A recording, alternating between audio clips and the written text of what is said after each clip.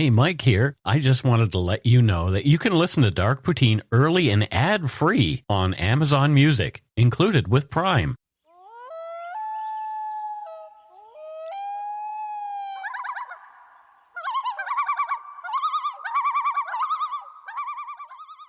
Welcome back to Dark Poutine. I'm Mike Brown. Across the table is my good friend Matthew Stockton. Hello, Matthew. Hello, Mike Brown. How are you today? 10 out of 10. How are you today? I am great. Here we are. It's the new year. Happy New Year. Happy New Year, everybody. And I hope you all made it through the Christmas Armageddon, the holiday Armageddon. Oh, boy. Yeah. Anyway, it was what it was. The views, information, and opinions expressed during the Dark Poutine podcast are solely those of the producer and do not necessarily represent those of Curious Cast, its affiliate, Global News, nor their parent company, Chorus Entertainment. Dark Poutine is not for the faint of heart or squeamish. Our content is often intense and some listeners may find it disturbing. We're not experts on the topics we present, nor are we journalists. We are ordinary Canadian schmucks chatting about crime and the dark side of history. Let's get to it. Put on your toque, grab yourself a double-double and a Nanaimo bar. It's time to scarf down some dark poutine. Make sure your seat backs are in the full and upright position. Yeah, no kidding. Yeah, especially for this episode. And that your folding trays are put away and locked.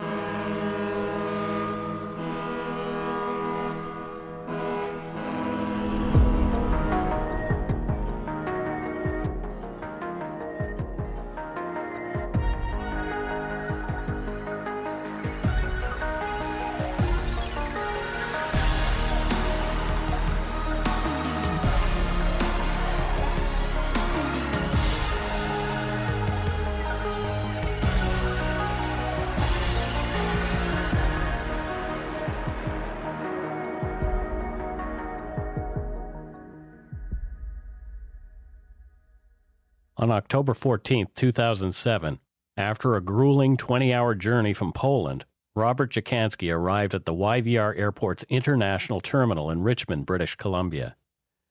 Dziekanski, who spoke nor read any English, was unable to read the signs directing him to what he should do next or where he should go. The confused man spent 10 hours in the airport wandering around the secure customs area. His mother was waiting for him with a friend only a few meters away in the public waiting area.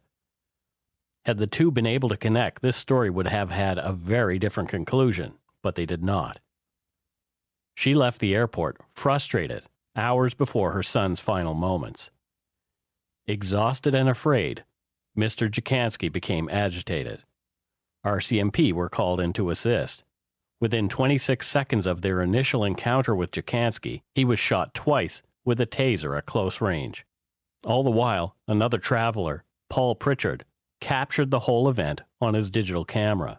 Seconds after being hit with two 50,000-volt zaps from the conducted energy weapon, Paul Pritchard captures Robert Dziekanski writhing on the ground, screaming in agony and struggling, as the police held him down with their knees on his neck. He died moments later on the floor of the airport. When Pritchard's damning 10-minute video hit the internet and news outlets a month later, there was a loud public outcry, calling for the heads of the officers involved in Dziekanski's death. Memorials were held, the officers were reassigned for their safety, and a commission was fully impaneled to look into what had happened and hopefully prevent another incident like this one. You are listening to Dark Poutine, episode 201, The Tragic Death of Robert Dziekanski.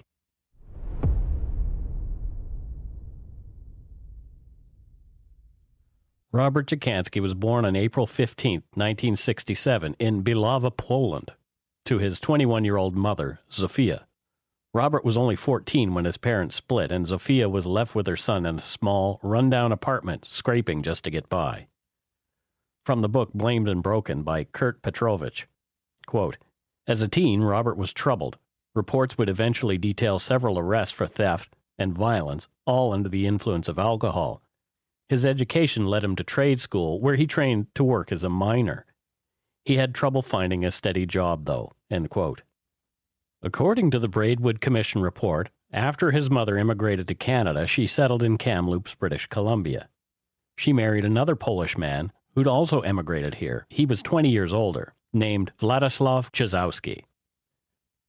Zofia took her new husband's last name, hoping to leave her old life, the time with Robert's father, behind her. It was another 10 years before Robert made the decision in late 2007 to join her in Canada. Zofia worked as a janitor and desperately missed her only child, Robert. They chatted often by phone, with Zofia pleading for Robert to come to Canada to be with her. Robert had been working odd jobs and had not really gotten very far in life. He finally acquiesced, thinking a new start in Canada would be just the ticket. Robert was hesitant, though. He'd never traveled before. Mr. Dziekanski had been living in Gliwice, Poland, a city of approximately 200,000, which is part of a metropolitan area around Katowice of approximately 2 million in southern Poland. Dziekanski was trained as a typesetter, but did jobs as a handyman. His great passion was geography.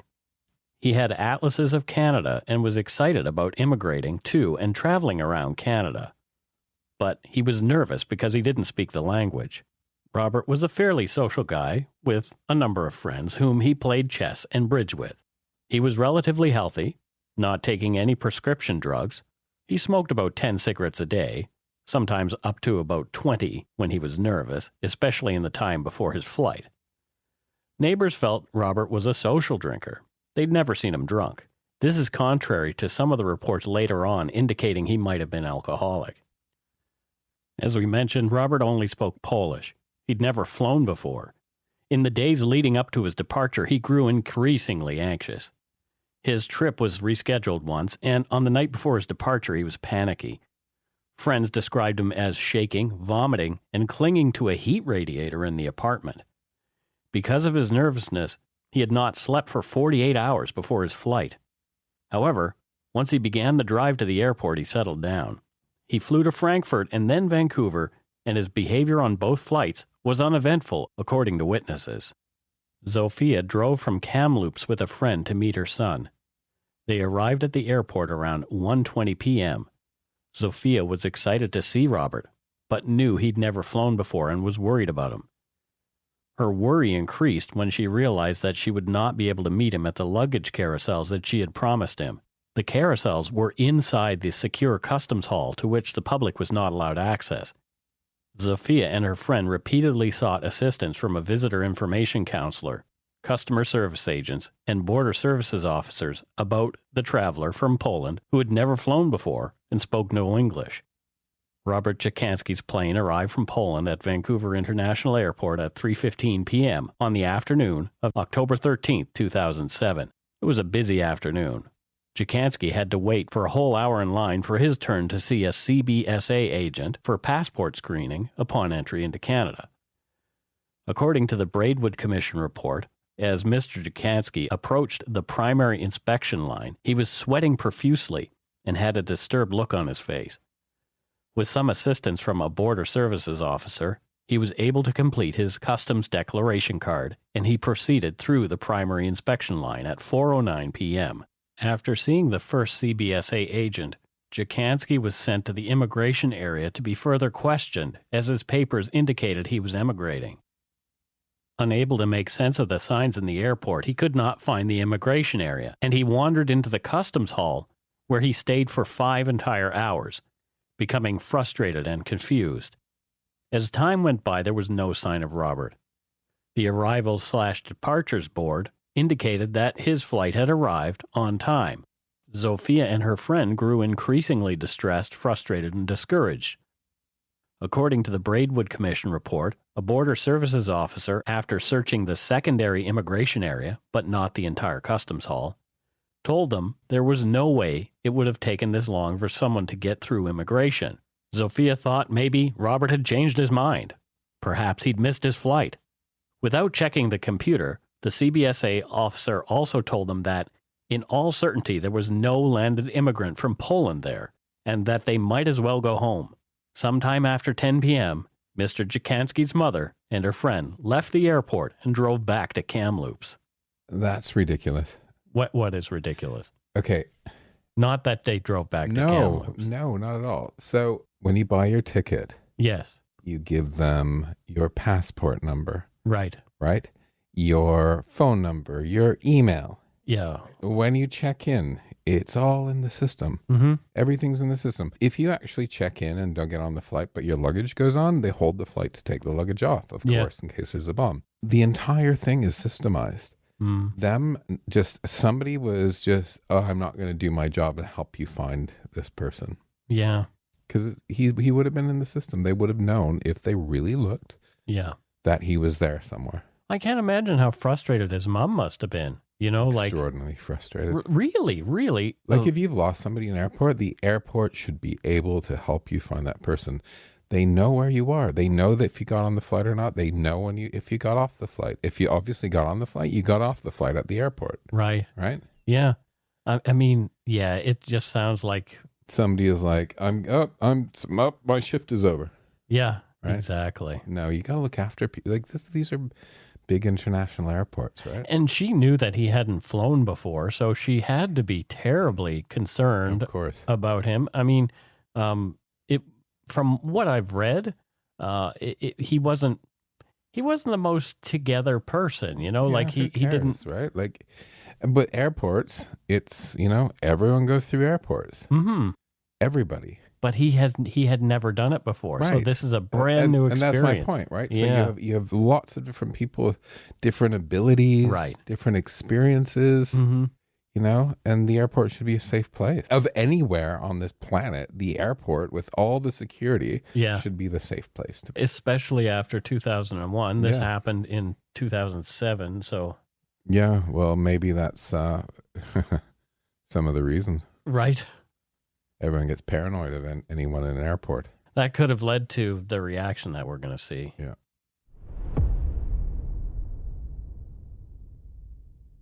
A full 6 hours after his arrival at 10:33 p.m., Robert Dziekanski tried to exit the secure area through a turnstile where a CBSA agent was checking documentation. Dziekanski was stopped and turned around by the officer, who noted that his passport indicated that he still had not been through immigration.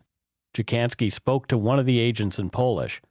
According to an investigation done by the Vancouver Sun after a Freedom of Information request, the only words that anyone understood of Dziekanski's were Kamloops and something about his mother. Dziekanski was then escorted to the immigration office. A worn-out Robert Dziekanski was finally interviewed by two immigration officers. The officers said although he seemed tired, he did not seem to have any other issues, medical or otherwise. His hair was uncombed and his shirt untucked, but that's par for the course. Robert Dziekanski's behavior was essentially normal for what he'd been through that day. He was doing nothing out of the ordinary for someone who'd traveled so far and had been wandering around aimlessly without sleep or food in the airport for hours. One officer said Dziekanski seemed mildly agitated by his own lack of English skills, but there was nothing else unusual. 2 hours after arriving at the immigration area and undergoing his interview, at 12:38 a.m., Robert Dziekanski was escorted out of the customs area by a CBSA agent, whom Dziekanski thanked and bade good night in Polish as he departed. At 12:48, Robert Dziekanski left the secure area and made his way into the public waiting area, where he would have met his mother, were she still there. It wasn't clear what was running through Robert Dziekanski's mind at this point, but it didn't take long before he wandered back into the secure area. It was then that he became agitated and began throwing things around against the glass, catching the attention of the people in the public waiting area.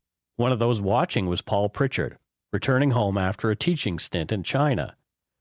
Pritchard's dad had been ill with lung cancer and had requested for his son to come home. Paul was awaiting an early morning connecting flight to Vancouver Island and was crashing on the benches in the airport until it was time to catch the next flight. After watching a confrontation between Robert Dziekanski, who was blocking the doors with his bags, and a frustrated limo driver at around 1:20 a.m., Paul Pritchard began shooting video with his camera. Robert Dziekanski looked anything but threatening in his tan pants, striped polo shirt, and ivory-colored windbreaker, but he was clearly fed up. A federal report on the incident described the scene in Pritchard's video. Quote, "A clear glass wall separates the secure and public areas. Leading into the public area from the doors is a waist-high barrier consisting of a wooden railing with a glass partition to the floor. The barrier provides a pathway for persons exiting the secure arrivals area. Just inside the doors to the secure area, a counter can be seen stretching to the right of the doors. A sign above the counter indicates it is the Airport Greeting Center. It's in English.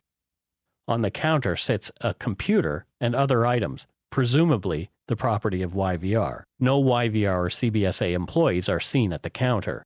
The video shows 2 green swivel chairs blocking the point where the doors into the secure area would normally close. The chairs are seen to act as physical barriers to closing the doors.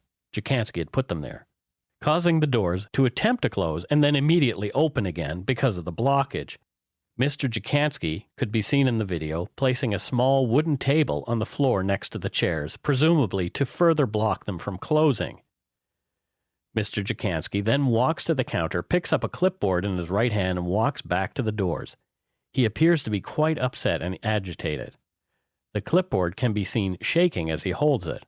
He can be heard on the video to be saying some words translated below, and can be heard to be breathing heavily. He also appears to be perspiring heavily. According to the Braidwood Commission report, members of the public and people working at the airport used various words to describe his behaviors: unusual, upset, nervous, angry, distraught, and bizarre. He was sweating, appeared to be talking to himself, and at one point hit the glass doors with his hands in an attempt to get back into the lounge. Several people approached and talked to him, but could not communicate with him. None felt threatened by him, although several were reluctant to encroach on his territory. Several people who were in the public meeting area called 911 or the airport's operations center about the disturbance. At 1:23 a.m., the operations center called the RCMP about an apparently intoxicated 40-year-old male in the International Reception Lounge, throwing suitcases and chairs around. The airport's own security personnel were also dispatched to the scene, but on their arrival, they did not approach Mr. Dziekanski, in accordance with their observe and report mandate. Security was there awaiting the RCMP's arrival, monitoring the situation. Robert Dziekanski cried out in Polish, "I will trash this office. Fuck off." After another passenger tried to assist, believing he was speaking Russian, Dziekanski yelled, also in Polish, "I will smash the entire desk. Leave me alone, everybody. Go away, I said." End quote. From the federal report into the death of Robert Dziekanski, quote, 4 RCMP members were on duty at YVR during the evening of Saturday, October 13th and early hours of Sunday, October 14th, 2007. Presumably because the shift had been quiet and no calls for assistance had been received by these members, all 4 were present at the RCMP sub-office at YVR at the time the complaints were received concerning a male acting erratically in the international arrivals area, which was less than 2 minutes away by car. The complaint was received from RCMP dispatch by Constable Kwesi Millington, one of the 4 members on duty. Millington had been with the RCMP for 2.5 years and was the one equipped with a Model X26E taser. The other members present and responding to the call were Constable Jerry Rundell, a 2-year veteran of the force, Constable Bill Bentley, who'd been a member for 1.5 years, and the most senior member, Corporal Benjamin Monty Robinson. Robinson was an 11-year veteran of the RCMP and shift supervisor on duty at YVR that night. The 4 RCMP officers, all traveling in separate cars, arrived almost simultaneously at 1:28 a.m. And we'll take a break right here.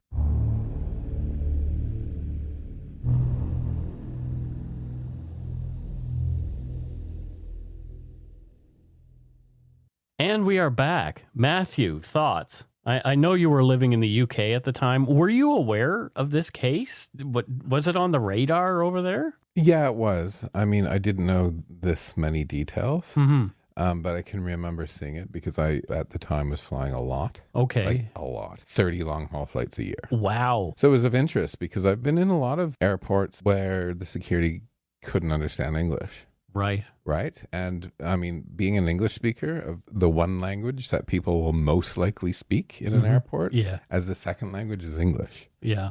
So yeah, I was very aware of it because I just, my joke is I know like every nook and cranny of airports in 54 countries around the world, right? So what was the most difficult airport to navigate? The most difficult to navigate.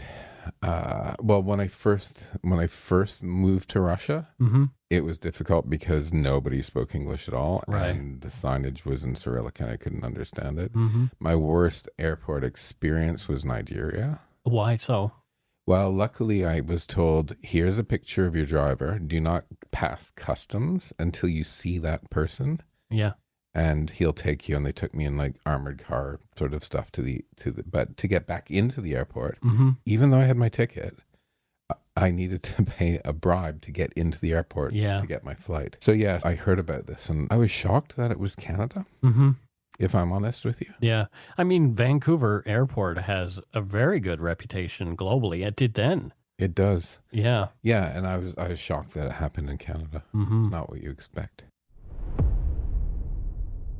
From the federal report, quote, the RCMP members had no way of knowing that Mr. Dziekanski had been traveling for many hours, that he had apparently consumed no food and had very little fluids to drink, nor could they be expected to gauge the level of Mr. Dziekanski's state of mind or his possible frustration at not meeting his mother, as he had no doubt anticipated would happen when he arrived in Canada, end quote.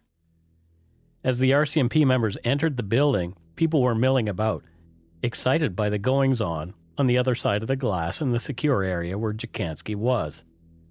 As the officers approached, one of the bystanders spoke to Constable Millington, saying, "He doesn't understand English. He speaks Russian." Constable Bentley turned to Millington and asked whether he had a taser. Millington said yes. There was no other discussion between the officers or with the other bystanders prior to entering the secure area to interact with Robert Dziekanski. The police observed Dziekanski pacing back and forth as they approached. The man was sweating and breathing heavily, and his eyes were really wide. Constable Millington suspected that Mr. Dziekanski was under the influence of a drug or alcohol, but he could not smell any alcohol. According to the federal inquiry report on the incident, Constables Millington and Bentley were the first two to hop over the barrier wall leading to the doors to the secure area at approximately the 3:23 mark in Paul Pritchard's video. As the members entered the secure area, a voice can be heard to say, "How are you, sir?" Then, "How's it going, bud?" That had been Constable Bentley. Things escalated over the next few seconds. Remember, folks, the whole interaction from initial contact to the use of the taser takes only 26 seconds. The following is from the federal report looking into Robert Dziekanski's death. The timestamps are from Paul Pritchard's video recording of the incident. At the 3:37 mark, the members can be seen talking with Mr. Dziekanski, who is approximately 2 meters inside the secure area, near his luggage. Mr. Dziekanski's arms are at his sides and his stance does not appear combative. At the 3:41 mark, Mr. Dziekanski throws his arms in the air and steps away from the members toward the counter.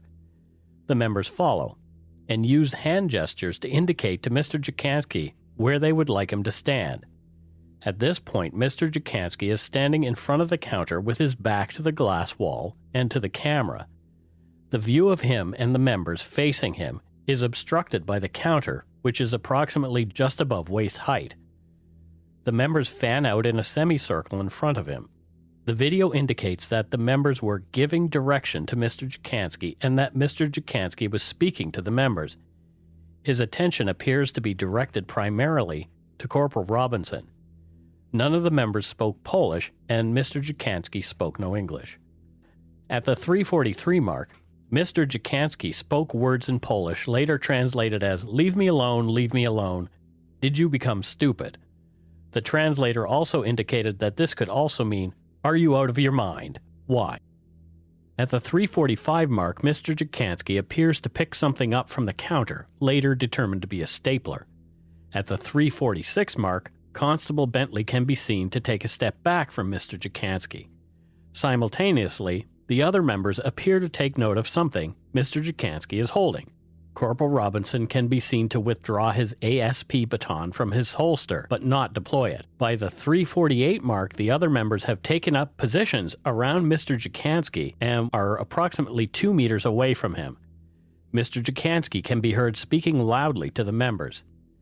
The video shows Constable Millington, who was the only member equipped with a taser that night, in the 9 o'clock position to the left of Mr. Dziekanski. Next, in the 11 o'clock position was Corporal Robinson. To Mr. Dziekanski's 1 o'clock position was Constable Rundell. Constable Bentley was to Mr. Dziekanski's 3 o'clock position. At that point, Mr. Dziekanski is standing facing the members. His hands cannot be seen. In their statements, members indicated that Mr. Dziekanski grabbed a stapler from the counter and that they believed he was going to use it as a weapon. At the 3:49 mark, 26 seconds after the members first made contact with Mr. Dziekanski, the conducted energy weapon, CEW, can be heard to discharge. Constable Millington is out of frame at this time, but at the 3:51 mark he can be seen coming into frame holding the CEW. In his statement to IHIT, Corporal Robinson said that he gave an instruction to Constable Millington to deploy the CEW simultaneous with Constable Millington deploying it on his own. At the 3:51 mark, Corporal Robinson can be seen to reholster his still extended ASP baton. Mr. Dziekanski reacts to the deployment of the CEW immediately. His arms flail up in the air. At the 3:52 mark, an object later identified as an open stapler can be seen in Mr. Dziekanski's right hand. Mr. Dziekanski then stumbles several steps to his right, and at the 3:55 mark he falls to the floor, past the end of the counter. Mr. Dziekanski can be seen through the glass wall writhing on the floor and screaming. At the 4:04 mark, Corporal Robinson moves in and begins to subdue Mr. Dziekanski.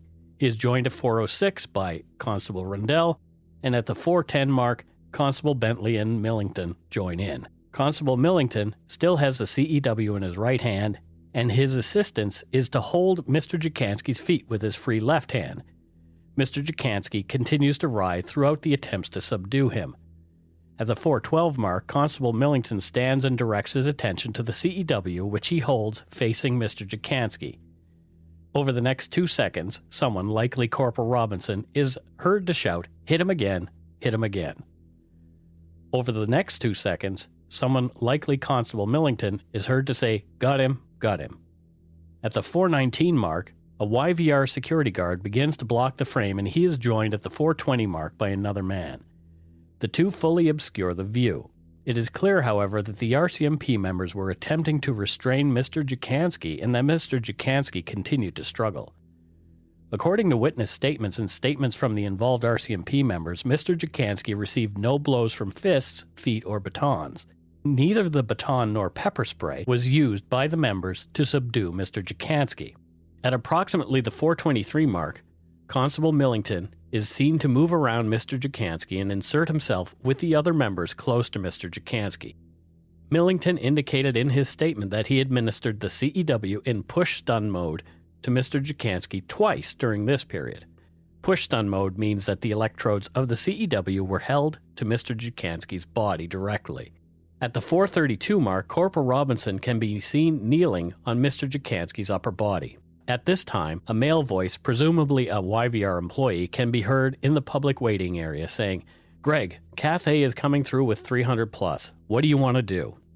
Presumably, this is a reference to a Cathay Pacific flight from which passengers were due to exit via these doors shortly.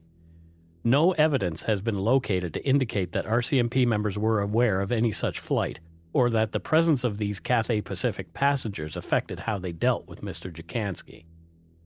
By approximately the 4:55 mark, Mr. Dziekanski's struggles lessen considerably, and his moans sound as though he is becoming exhausted. At this point, Constable Bentley is seen straddling and sitting on Mr. Dziekanski's thighs. Constable Rundell is near his waist, attempting to handcuff Mr. Dziekanski. Corporal Robinson is hidden behind onlookers, but is believed to be near Mr. Dziekanski's head and shoulder area, controlling his upper body movements. At the 5:01 mark, onlookers clear, and Corporal Robinson can be seen kneeling on Mr. Dziekanski's upper back and shoulder area. Mr. Dziekanski is lying on his stomach during the struggle. At the 5:05 mark, Constable Bentley gets up from Mr. Dziekanski's thighs and walks around to Mr. Dziekanski's head. At 5:10, he picks up his baton, which he has deployed during the interaction with Mr. Dziekanski. The baton was not used during the altercation. Constable Bentley had dropped it to the floor while assisting in subduing Mr. Dziekanski. At the 5:17 mark, Mr. Dziekanski continues to struggle. Corporal Robinson appears to have placed a considerable amount of his weight on Mr. Dziekanski's upper body. By the 5:19 mark, it appears that Corporal Robinson's right shin and ankle are pressing down on the back of Mr. Dziekanski's neck. He remains in this position until the 5:46 mark of the video. At 5:31, Constable Bentley begins to collapse his baton. Corporal Robinson and Constable Rundell remain by Mr. Dziekanski, whose movement has by this time virtually stopped. By the 5:53 mark, the members appear to be looking at one another, exchanging words. No one appears to check on Mr. Dziekanski or take any specific actions to administer first aid. The taser had been deployed against Robert Dziekanski a total of 5 times. Corporal Benjamin Monty Robinson later stated that when he checked for a pulse, he found that Robert's heart had stopped. At 1:31:14, BC Ambulance Service received a call from YVR Operations. The call was logged as a non-alert overdose and was assigned a routine priority response. 1:32:25, Constable Bentley requested by police radio that Emergency Health Services, EHS, also referred to as BC Ambulance Service, be dispatched. Constable Bentley requested that EHS use a routine priority for the call. This meant that EHS should attend, but there was no urgency to the need for medical personnel. At 1:40, Richmond Fire Department personnel arrived at YVR. Fire Captain Graham of Richmond Fire Rescue later said that from the time the firefighters arrived until the second BC ambulance arrived, the 4 RCMP officers were, quote, standing by. It looked like 3-on-1, 3 together, and then one guy standing alone.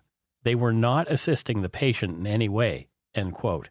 He said that he saw it as being unprofessional. Quote, to see a patient face down, handcuffed, and not being tended to in some way, shape, or form, I thought something's not right here. And later added, I didn't think he was alive. Firefighter Cameron told the Braidwood Inquiry that when he entered the International Reception Lounge, he saw Mr. Dziekanski lying on his stomach with his face turned to the left, with his hands cuffed behind his back. 2 or 3 RCMP officers were standing by Mr. Dziekanski's feet, but there was no one at his head. He agreed that when he arrived, what he saw was a scene where people were not showing a lot of concern about Mr. Dziekanski's health or the danger of him dying. First responders felt no pulse and began to work on Robert Dziekanski. They applied the defibrillator leads to determine the state of Dziekanski's heart. He was blue in color and needed oxygen. When the defibrillator is activated, it will go through a sequence to determine whether it should shock the patient to restore the heart rhythm. It will only apply a shock in the case of 2 rhythms, ventricular tachycardia and ventricular fibrillation. As Dziekanski showed no heart activity at all, the message came back, no shock advised. 3 different firefighters began doing CPR on Dziekanski for the next 25 minutes until one of the advanced life support paramedics instructed them to stop when the paramedic pronounced death after talking with an emergency department physician at Richmond General Hospital. At approximately 2:10 on October 14, 2007, Mr. Dziekanski's mother, Zofia, called the CBSA at YVR to inquire about her son, saying she was the mother of Robert from Poland. Unaware of Dziekanski's interactions with RCMP and his subsequent death, the officer advised her that he had seen her son earlier in the evening and that Mr. Dziekanski had left the CBSA area. She was later informed that her son had passed away. She also gave many tearful interviews after that, asking why this had happened. Word of the incident got out to the media, and it was a big story in the next few days. The RCMP was not giving a lot of information about what had happened, only a general description of the interaction and stating that they were investigating the incident. The video had not been made available to the public at this point. Pritchard did not have it anymore. Police present at the scene had confiscated Paul Pritchard's camera and memory card, claiming it contained evidence and that he needed to surrender it. Pritchard gave it to them, and they said they'd have it back to him in 48 hours. But when he did get it back, the camera had a different memory card in it, one that did not contain the video. Cops claimed giving the video to Pritchard would have a negative effect on the investigation. From a CBC article, quote, Corporal Dale Carr of the Integrated Homicide Investigation Team told CBC News that releasing the video would compromise the case. It's clear that he wants to release that to the media, and therefore any potential witnesses would view it, and then it would be compromised, and those witness accounts would be tossed aside, Carr said. Pritchard denied suggestions the lawsuit was motivated by a desire to sell the tape to the media. No, it has nothing to do with that. I'm just trying to get it out there, he said. It wasn't such a big thing at the beginning, but now it's being covered up. It's making me wonder what's on there that they are trying to cover up. After some legal wrangling, a month later, Paul Pritchard was given the card with the video still intact. Despite his denials of a desire for profit, Pritchard then sold the video to the media on November 14, 2007. 3 television outlets paid fees to Pritchard for the right to broadcast the video. When the public saw it, the lid blew off. There were public protests against the use of force and the deployment of a taser against unarmed Robert Dziekanski. I hope he got $1 million from the media for that, because the footage and the change, hopefully, that came from it. I think that's where we're going with this. Would have been worth it. Yeah. This really, really bothers me. Mm-hmm. As a public, it's up to us to watch the Watchmen. Do you know what I mean by that? Yeah. If you think about it, society gives, we give large scale powers to police, and powers that can be easily abused. Mm-hmm. They are our police. They're our police. Yeah. We pay for them. We put them there. Mm-hmm. We, the public, right? Society puts them there. And I think, we have the ability now more than ever with our cameras on every phone to hold them to account. Mm-hmm. And I think that, at the same time, I have to say policing is a risky job, right? Yeah. It's a tough job. Mm-hmm. They come face to face with the worst of human nature. Yeah. And that's why we hire people to do this, because it's, we need it. At the same time, though, I don't mean to cut you off, but at the same time, even though they're seeing the worst of the worst every day, Yeah. Maybe sometimes the person that they run into isn't necessarily the worst of the worst, and they have that in their mind that that's what they're going to see. Absolutely. And the police, sometimes if you're not a police officer and you see somebody being subdued, Mm-hmm. it can look excessively violent. Yeah. But actually it's within proper training, because It's what needs to happen given the situation. Needs to happen. I don't think this is a case, but Yeah. the flip side of that is unwarranted aggressiveness is a symptom of inadequacy, right? And compensation for inadequacy. So if you get a police officer who's being really sort of, unwarrantedly aggressive, Yeah. there's a problem there with either training or with that person. Mm-hmm.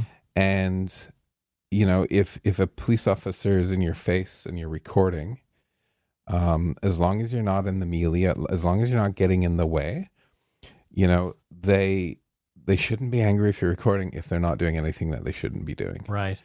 And, can police stop you from taking photos? No, they can't. They absolutely cannot.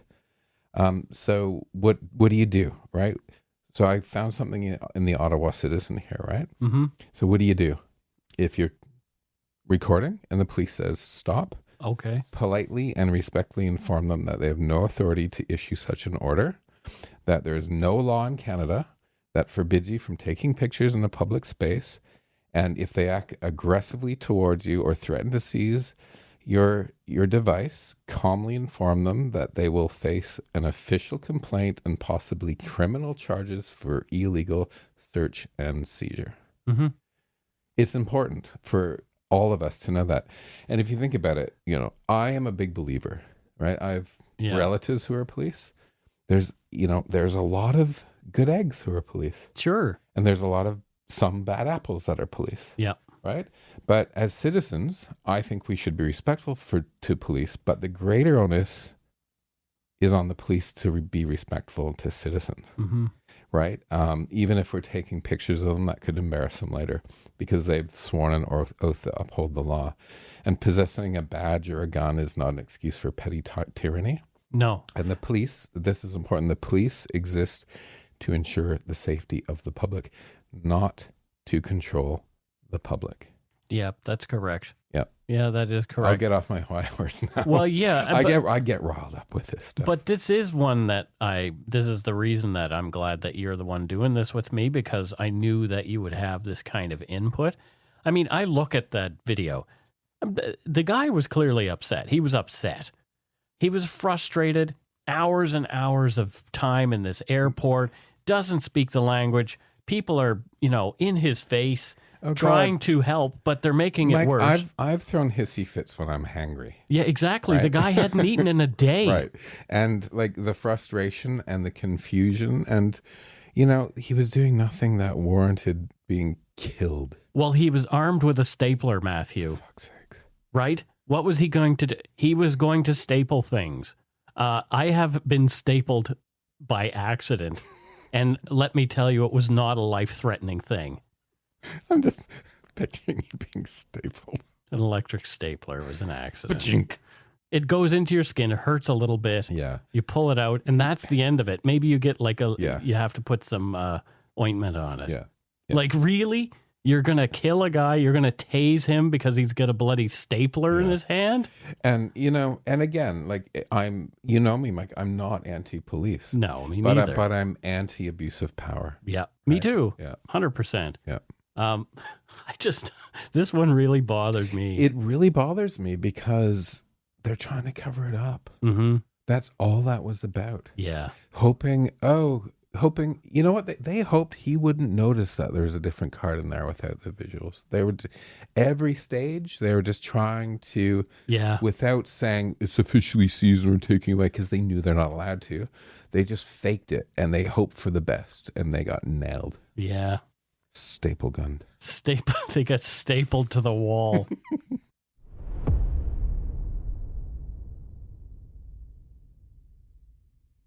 Memorials for Robert Dziekanski were held in several cities, and 1,000 people rallied on November 24th in Vancouver. At the gathering in front of the Vancouver Art Gallery, a woman sang a little ditty about the incident, presented in a YouTube video published by the user Journeyman Pictures. Here's what she sang. Taser, taser, we'll shoot you a jolt or two. If you look crazy, the cops without a clue. We'll blame the victim for dying while the chief of police is lying. So please be sweet when cops you greet, or we'll point a taser at you. The RCMP Commissioner William J.S. Elliott quickly put together a press release to address the public outcry. In it, he indicated the RCMP's intent to cooperate with the investigation.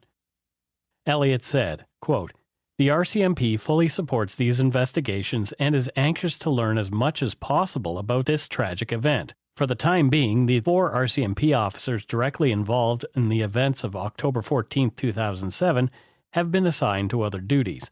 The RCMP has also undertaken an examination of our policies and procedure relating to conducted energy weapons, commonly called tasers, and will be providing a report to the Minister of Public Safety. We will further consider our policies and procedures in light of the findings and recommendations flowing from the investigations currently underway." End quote. Following the death of Mr. Dziekanski in 2007, the government of British Columbia announced the commitment to hold a commission of inquiry into the circumstances surrounding his death. On February 15, 2008, Thomas R. Braidwood, QC, was appointed to the Public Inquiry Act as commissioner of 2 separate inquiries. One inquiry was to review the use of conducted energy weapons in British Columbia, while the other was to inquire into the report on the circumstances of the death of Mr. Dziekanski.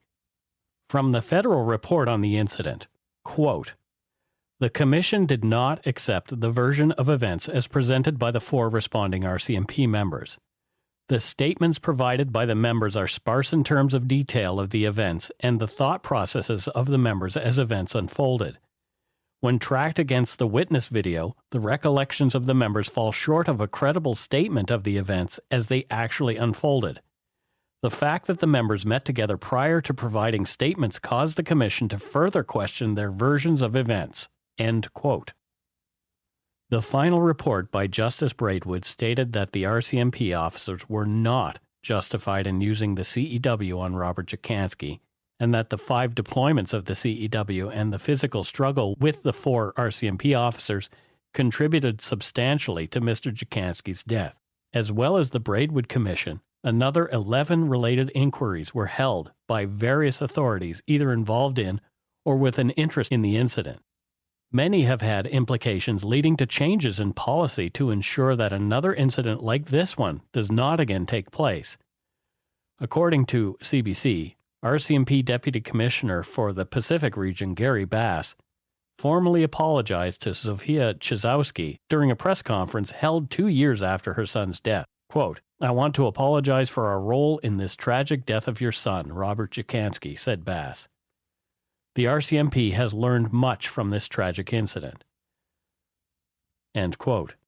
From the same CBC article, sitting beside Bass, a tearful Czyzowski also read a statement saying, "I thank you and I accept your apology. It has been 2.5 years since my son died," said Czyzowski. "There was not a single day that I did not cry and analyze what could have been done to avoid this tragedy. I believe the settlement and the apologies given by the federal and provincial authorities will help begin the healing process and clear the path toward my future. It is good to see some changes in policies and procedures adopted by the government," she said. I'm a huge believer that forgiveness is healthy. Mm-hmm. But can you imagine forgiving somebody who's partially involved with the death of your son? Yeah. But for me, like forgiveness, if I don't forgive people, I just rot inside. Well, it's that whole idea that resentment is like drinking poison and hoping the other person dies. Yeah. I've indulged in resentment a lot in my life. And you don't resent me, do you? No, not yet.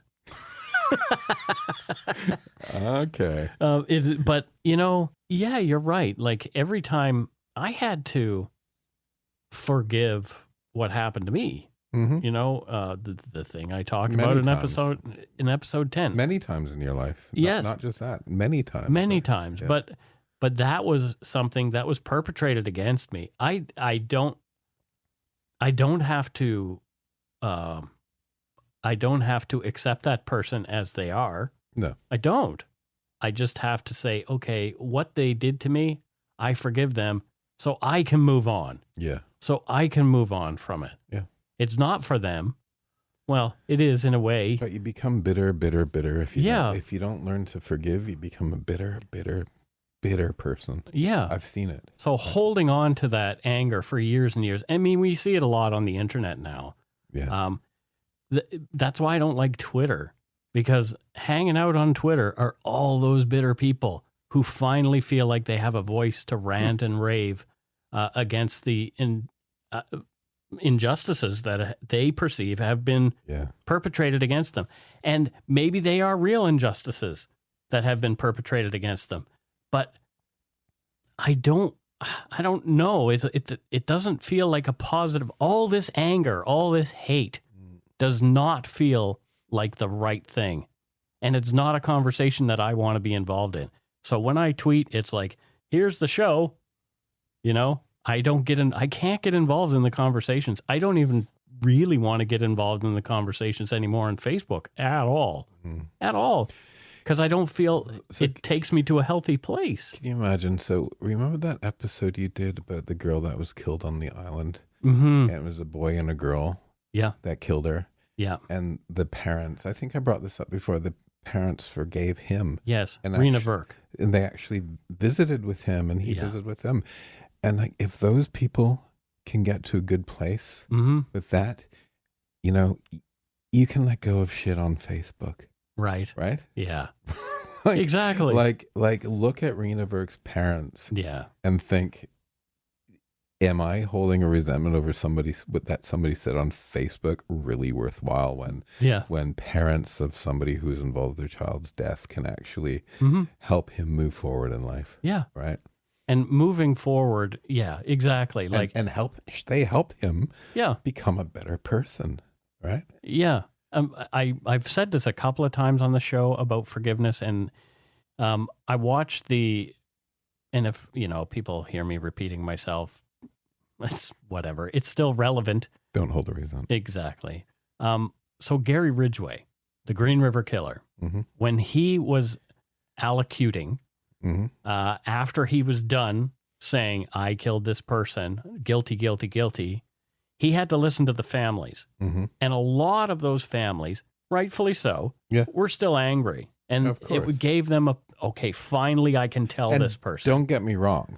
I'm not going to, if somebody's been killed in your family, I'm not bitching at you for don't be not angry. forgiving. I'm saying for me, I would die inside. It's the only thing I could do is to somehow get there over time. We're not saying this is for everybody. No. So Gary Ridgway was stoic and stone-faced as all this hate and vitriol is coming toward him.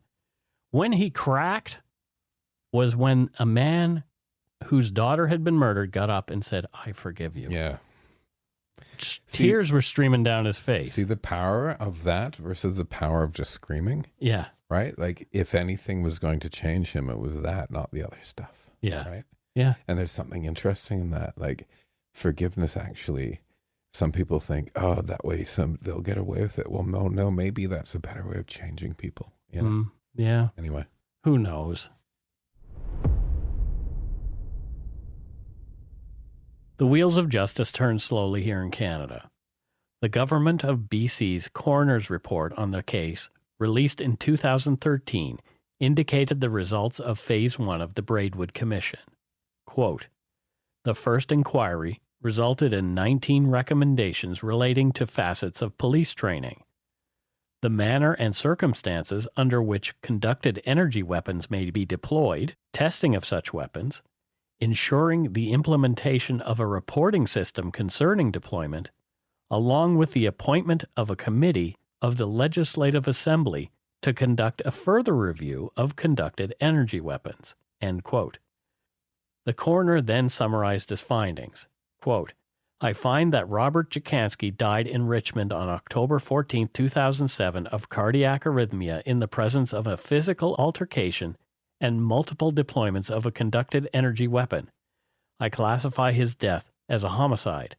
Homicide is a death due to an injury intentionally inflicted by the action of another person. Homicide is a neutral term that does not imply fault or blame. End quote. On December 12, 2008, the Criminal Justice Branch of British Columbia had issued a statement finding that although the RCMP officers' efforts to restrain Dziekanski were a contributing cause of his death, the force they used to subdue and restrain him was reasonable and necessary in all circumstances. Thus, there would not be a substantial likelihood of conviction of the officers in connection with the incident, and accordingly, criminal charges were not approved. 3 of the officers remained on duty elsewhere in Canada, while the supervisor, Corporal Benjamin Monty Robinson, resigned from the force on July 20, 2012, prior to a sentencing hearing after being found guilty of obstruction of justice stemming from a vehicle collision that resulted in the death of a 21-year-old Vancouver man. The officers have been subject to criticism both in the media and in formal proceedings before the Braidwood Commission of Inquiry.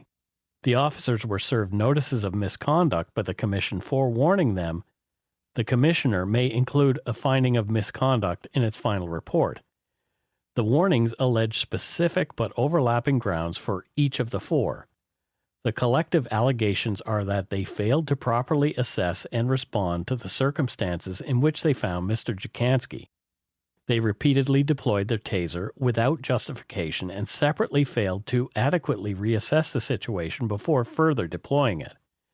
The notices allege that afterwards they misrepresented facts in notes and statements, furthered the misrepresenting before the Commission, and provided further misleading information about other evidence before the Commission.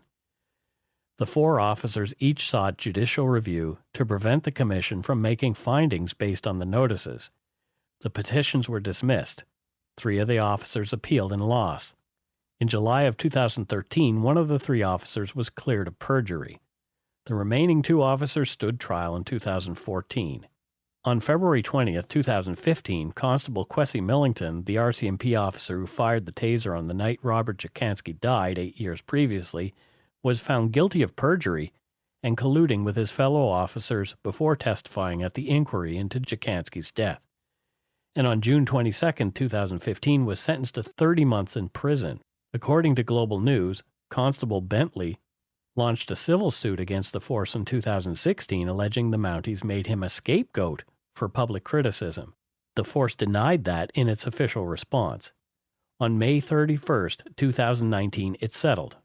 The terms of the settlement were confidential. The Global News report continues. Monty Robinson, one of the other Mounties on the scene when Dziekanski died, told Global News it was hush money. Robinson, who no longer works for the RCMP, urged people to read Blamed and Broken, a book from journalist Kurt Petrovich that reveals the, quote, tragic impact of those fleeting seconds on the people involved, Dziekanski's mother and the 4 Mounties. The book is an interesting one. It does paint the RCMP and the members who were present at Dziekanski's death in a more positive light. It also indicates that Dziekanski was a chronic alcoholic whose body was in decline and his heart was vulnerable, which resulted in his death from the application of the taser. Constable Millington's lawyers hit on this heavily during court proceedings against the officer, essentially blaming Dziekanski for his own demise. I will link to this book, The Complex Web of Inquiries and Legal Proceedings Against the RCMP Officers Involved in the show notes for this episode. A couple of asides before we finish. In November of 2019, Zofia Chizowski died after suffering a stroke during a trip to Poland. And on April 11, 2020, Justice Thomas Braidwood passed away at his home in West Vancouver after a battle with lung cancer. Quote, he was really a fair judge, a guy who really cared about people, said former BC Attorney General Wally Opal, who had tapped retired Judge Tom Braidwood to conduct the probe. Quote, he was a sound person, objective. It was controversial. The police had tasered a guy to death, and their position was that they had done everything that their training had taught them to do. He went through it all and wrote a remarkable report. Now the police have new guidelines and new procedures before they use tasers. So he left a mark. End quote. And that's it for Dark Poutine episode 201, The Tragic Death of Robert Dziekanski. Matthew, now you want to have a little bit of a forum here to have a conversation, one-sided conversation. My soapbox again. Okay, here's Matthew and his soapbox. Here's a very brief summary of your rights when photographing or filming police in Canada. Okay. First, there's no law in Canada that prevents a member of the public from taking photographs or video in a public place, other than some limitations related to sensitive defense installations. Right. Second point, there's no law in Canada that prevents a member of the public from taking photographs or video of a police officer executing his or her duties in public or in a location lawfully controlled by the photographer. In fact, police officers have no privacy rights in public when executing their duties. They don't. Right? Okay.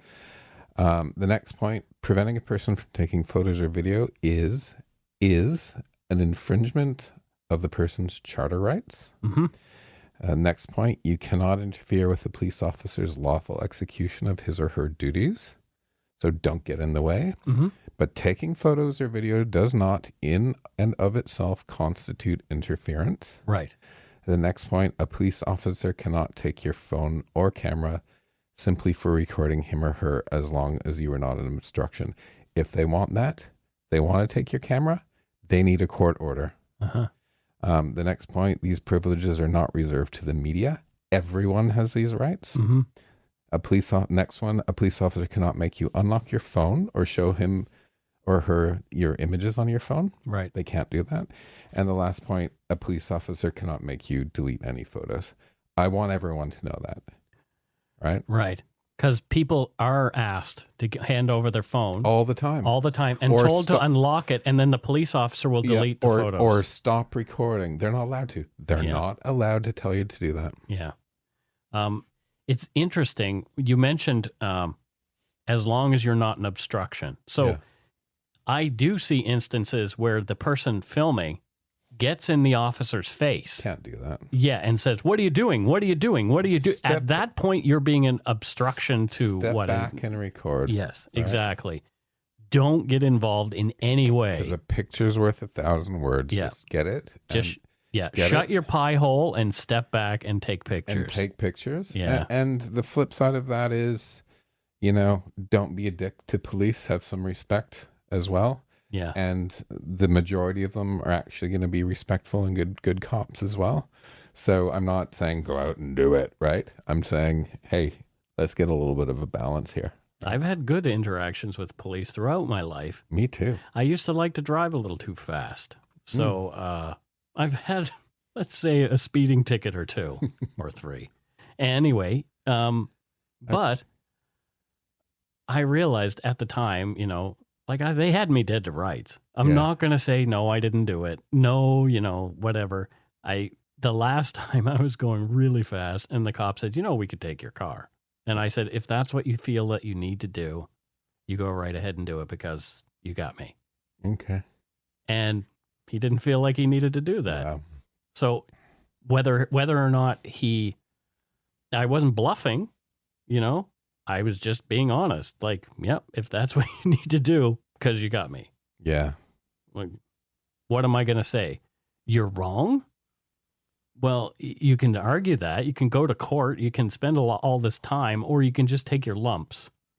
What do you mean take your lumps? Well, That's funny saying. Take your lumps is like, okay, you made your bed, you lie in it. Okay. Yeah. Let's take your lumps, is it? Yeah, exactly. It's, I've had some good interactions with police as well. Yeah. I mean, don't be a wiener to police. Even if the policeman is a wiener to you, don't be a wiener back. I think I picked up a cock pin at Gay Bar in Riga once. Where? Riga. Where's Riga? Oh, Mike. I don't know where this is. You mustn't either because you're Googling You don't know? I'm not Googling it. Do you know where Latvia and Lithuania are? No, I don't know where those places are. You're an idiot. I was Googling it to show you on a fucking map. Of course I know where I just don't know where Riga is. I've never had cause to know anything about Eastern Europe. I just haven't. True. It's just not come up. Yeah. Transylvania. That's about it. Transylvania 65,000. Yeah, Vlad the Impaler. That's my extent of Eastern Europe. Maybe a little bit of Chernobyl. Ukraine. I'm not calling it the Ukraine because I know that's wrong. I've been corrected on that before. Who corrected you? Somebody who cared. A Ukrainian? I don't know if they were Ukrainian or not, but they were somebody who mentioned that calling it the Ukraine indicates the old language used during Soviet times. I did not know that. Yep. So you call it Ukraine because that is a country.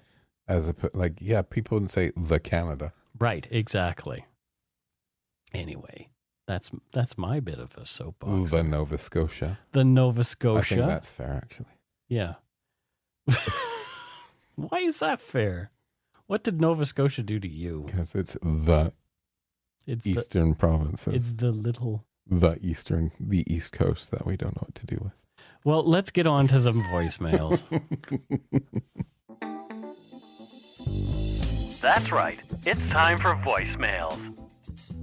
You can leave us a message at 1-877-327-5786 or 1-877-DARK-PTN. We'd love to hear from you. Let's see who called us this week. So we tried to listen to a couple of voicemails. The first one was blank. Somebody chickened out. Somebody just chickened out.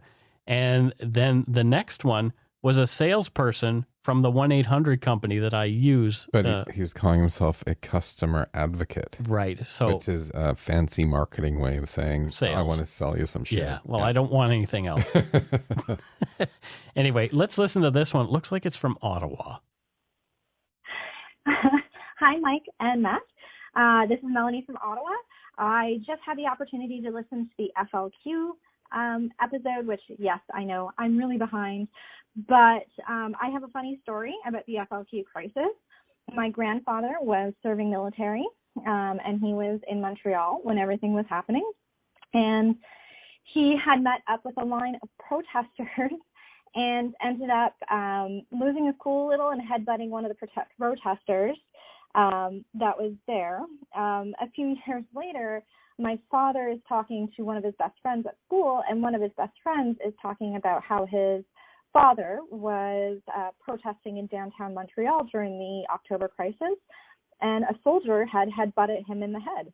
And my father had stayed silent for years about the fact that it was most likely his own father that had headbutted his best friend's father in the head during the October crisis. But I thought it was just really funny. Love what you guys are doing. Love the show. Absolutely amazing. I've been listening for a while now and will continue to listen. And I really can't say it. So all I'm going to say is please go poop in your toque. Okay, have a great day. Bye. I love that some people can't get themselves. I know. She was brought up correctly. Yeah, that was very polite. That's What a great story. Yeah. Yeah, like, okay, Grandpa headbutted this dude. Oh, Lord. Oh, boy. But yeah, I love little stories like that. Little connected stories for the show are always so fun for me.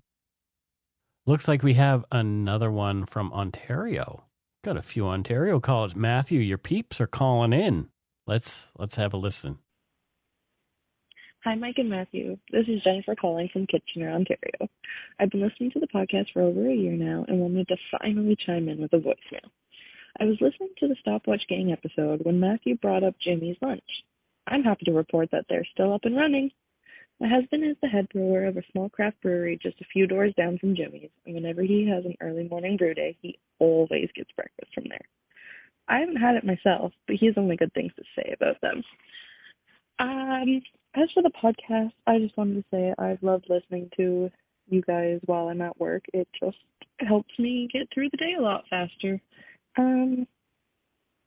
I would like you guys to enjoy a Nanaimo bar for me. And I won't tell you to go shit in your hands, but I guess I just did, so whoops. All right, hope you have a good day. Bye. Wow, the Ontarians are very polite, Matthew. That warms my heart that Jimmy's Lunch is still going. Jimmy's Lunch. I don't recall you talking It's about like that. little diner, and when I used to go there, there's this. The waitress was about 300 years old. She has to be long gone now, right? Yeah. And if you wanted more coffee, she'd just go behind the counter and get it yourself, hon. So you just go up and grab your coffee. Just because you didn't want to do it, probably. And I'm not going to have it in a Nanaimo bar for you. I don't like them. They're too sweet. You don't like Nanaimo bars? No, I'll take a butter tart over a Nanaimo bar. Oh, well, there you go. Okay, let's just give this one a try. G'day, lads. This is Patrick from Perth, Ontario, a long-time listener. Christy from Canadian True Crime suggested you fellas way back in the day, and I've been a fan ever since. My favorite episode is still the Halifax explosion. I really think you knocked it out of the park with that one. I love every episode, but that one's just so good. The thing about the church bell landing like 8 kilometers away or whatever it was, amazing. I just wanted to bring up something about Tim Hortons. Very Canadian thing. Justin Bieber is selling some hats there now, some beanies, they call them. I think this is something that needs to be discussed on the podcast, that Tim Hortons, with their double doubles, are selling toques, but they're using the name beanie. Yeah, know about that. Anyway, love your show, and I hope you guys don't shit in your Justin Bieber beanie. Okay, take care. Bye. I have to agree with him. Maybe they just don't want to associate double doubles with toques because that would mean that they were promoting us. promoting our show. Yeah, I would definitely crap in a Justin Bieber hat. Yeah, I saw the whole Justin Bieber thing holding up the Timbits and like, Barf. yeah. So he's from Perth. Yeah. I wonder if he's ever like, they have like a really big cheese in Perth. What? Like it's like this big cheese. Oh, is that their sort of roadside attraction? Yeah, the mammoth cheese or something it's called. Oh, good Lord. Yeah. Well, Let's is it do it. edible or is it like just a I don't know. statue of some Well, description? if it's edible and it's been there for a while, it's probably going to be like blue cheese because it's rotted, right? Blech. Let's go to Perth and find out. Okay, that sounds good. And that is it for voicemails this week. Again, you can leave one at 1-877-327-5786 or 1-877-DARK-PTN. PTN. We'd love to hear from you anyway. Hear from you. Yeah. Just call us. Call us. I actually Keep going. Keep going. It's fun. No, but I actually did like a voicemail out, so I don't even have to do this anymore. Oh. You suck. I do. I guess it's time to move on to Patreon. Let's see if anybody gave us some love this week. Patreon love. Patreon love. Best love there is. Puberty love. Oh my God, what the hell is that? That was the You're song weird. that made the Killer Tomatoes freak out. Puberty love. Okay. Yeah. Interesting. Yeah. You've never seen Attack of the Killer Tomatoes? 9. Oh my God. I wish we could have like watch parties for Dark Poutine and watch all kinds of good things. Obviously, one of the things we would probably watch are true crime documentaries, but I am big time into cult films. Like Attack of the Killer Tomatoes is one. There's Deathbed, the bed that eats. No. So it was a bed that God. essentially eats people when they lie down on it. And there's also a refrigerator that eats people. And Night of the Lepus, which is a movie about giant rabbits that ravage a town. Not like Day of the Triffids. No, but they're bunnies. Okay. Yeah. Have you ever seen Day of the Triffids? Of course I've seen Day of the Triffids. That's a proper cult movie. It is the 28th. Looks like we have one patron this week, and it is Belinda, and Belinda is from New Auckland, Australia. New Auckland. Yeah. So what does Belinda do there in New Auckland, Australia? I've used this one before. I'd be very confused. She sits there at the airport and tells people they're not at the right Auckland. Oh, right. If they Yeah. want New Zealand, They gotta gotta get fly another 8 hours. got to get back on a plane. Have you been to New Zealand? No, okay. I have a very good friend who does some design work for me. Shout out to Georgia. And she's moved there, and I've meant to go, but by the time I get to Sydney, the last thing I want to do is another flight. Right. It's such a long flight. So It you've is been to such- Sydney then?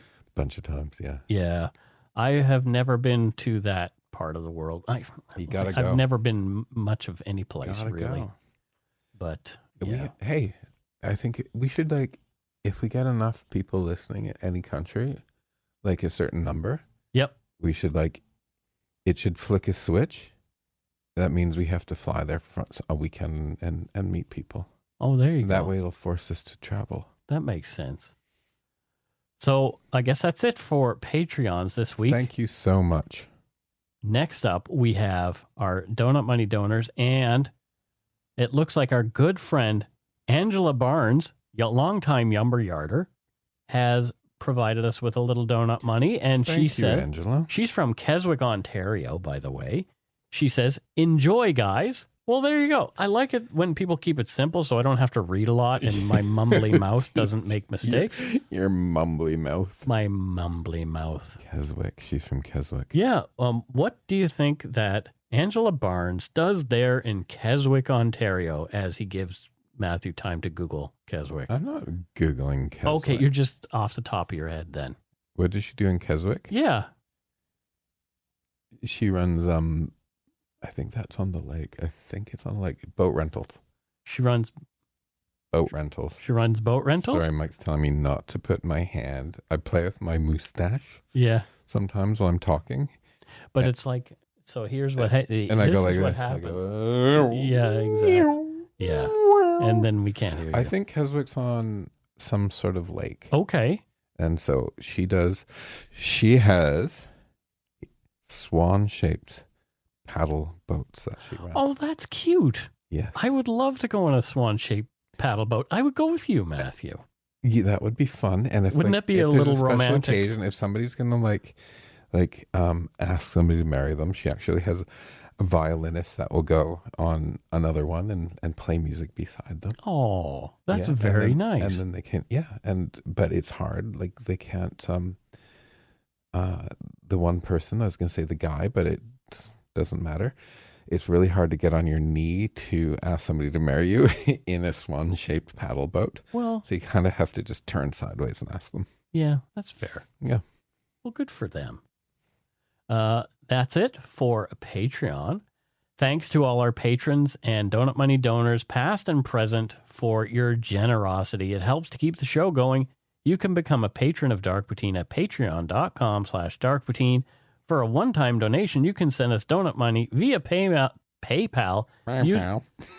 You can for a one-time donation, you can send us donut money via PayPal using our email address, darkpoutinepodcast@gmail.com. I am going to record this too. If you don't already subscribe to the show, it would mean a lot if you did. You can easily find Dark Poutine on Apple Podcasts, Spotify, or wherever you listen to your favorite podcast.